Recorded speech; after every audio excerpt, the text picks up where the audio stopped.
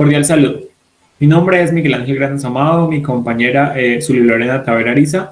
Vamos a realizar el trabajo consistente en el proyecto de debate. Nosotros escogimos el tema del aborto, sus argumentos en contra y a favor.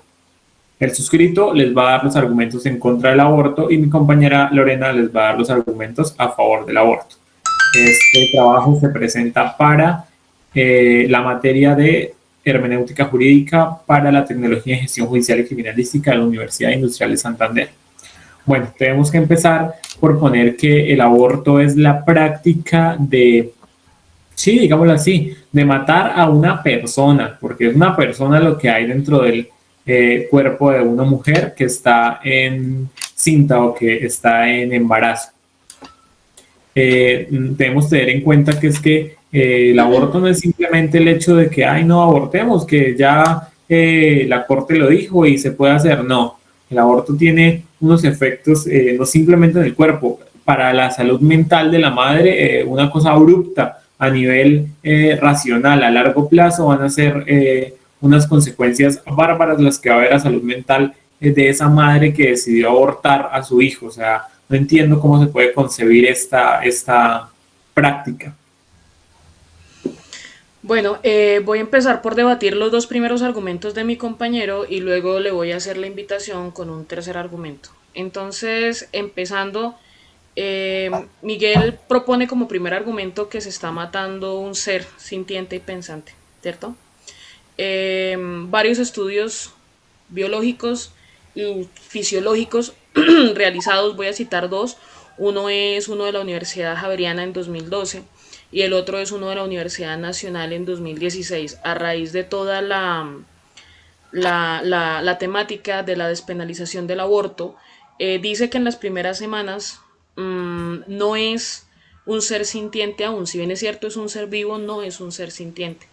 Entonces, digamos que el ejercicio de abortar en un primer momento se está haciendo más en voluntad y en atención a la voluntad y al estado de salud física y mental de la madre que al posible ser que viene en camino. el otro argumento que da mi compañero con respecto a la concepción de la muerte como tal. Yo empiezo por decir que una mujer que cuestiona su maternidad ya no va a ser buena mamá. Psicológicamente hablando, los seres humanos estamos predispuestos o no a determinadas cosas. Y una de las razones por las que estoy de acuerdo con el aborto es que precisamente hay muchas mujeres que al no estar preparadas para una maternidad y al no desearla, resultan convirtiendo la vida de ese ser que está por nacer en una pesadilla. Entonces tenemos desbordadas las cifras de maltrato, desbordadas las cifras de abuso, de abandono y los centros de bienestar familiar, los orfanatos llenos de niños que se van a protección de los hogares de bienestar, del Instituto Colombiano de Bienestar Familiar, y que no salen de ser seres protegidos. Difícilmente se adoptan, o de la tasa de niños abandonados, maltratados y abusados, la tasa de niños que adoptan es mínima. Entonces, en ese orden de ideas, a veces yo pensaría que es mejor decirle a ese ser que viene en camino no, y no condenarlo a una vida de intenso sufrimiento y de vejámenes como los que muchas veces suelen perpetrar algunas madres.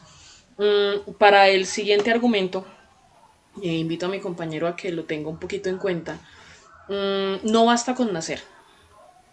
Entonces, la cosa es que listo, mientras el bebé está en la barriga, de lo que come la mamá, come el bebé. Digamos que la capacidad adquisitiva de la mamá es una cosa que no importa, pero después del nacimiento vienen las necesidades básicas por suplirle a ese bebé. Entonces está la educación, está la salud, está, bueno, las normas, digamos la tenencia mínima de elementos que debe tener ese bebé. Y a veces romantizamos el hecho del aborto, pero no pensamos qué va a pasar más allá o qué viene más allá. Entonces, ¿cómo garantizar un mínimo vital para ese bebé? Eh, Discrepo de la parte de que no es un ser sintiente, de que no es un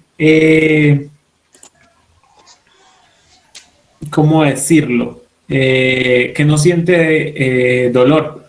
Según un artículo de la clínica Mayo en Rochester, en Minnesota, Estados Unidos, un bebé, o no, no un bebé, al final de la 10ª semana del embarazo, el bebé ya no es un embrión.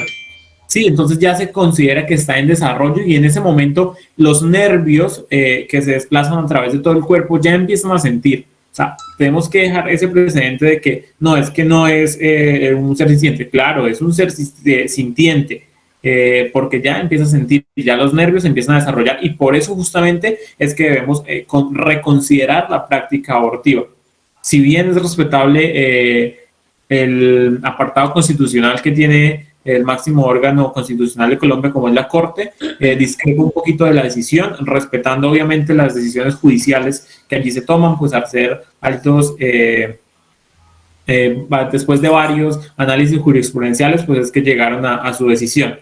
Simplemente también tenemos que basarnos en que, si bien estoy de acuerdo en que no es simplemente el hecho de nacer, al gobierno le compete, o más bien al gobierno, no, a la rama legislativa de nuestro país, al que tiene que venir y establecer las políticas para la tenencia de esos bebés que vienen al mundo, porque todos tenemos los mismos derechos, desde el momento en que se concibe, desde el momento en que ya podemos sentir que el bebé está o el feto está sintiendo, tenemos los mismos derechos. Entonces, el órgano legislativo colombiano debe sentarse a legislar sobre cuál sería esa práctica, cuál sería la política que va a optar para poderlo llevar a cabo. Ahora, si lo vemos ante los ojos de Dios, es un vejamen tenaz. No, no podemos permitirlo, entonces yo no estoy de acuerdo.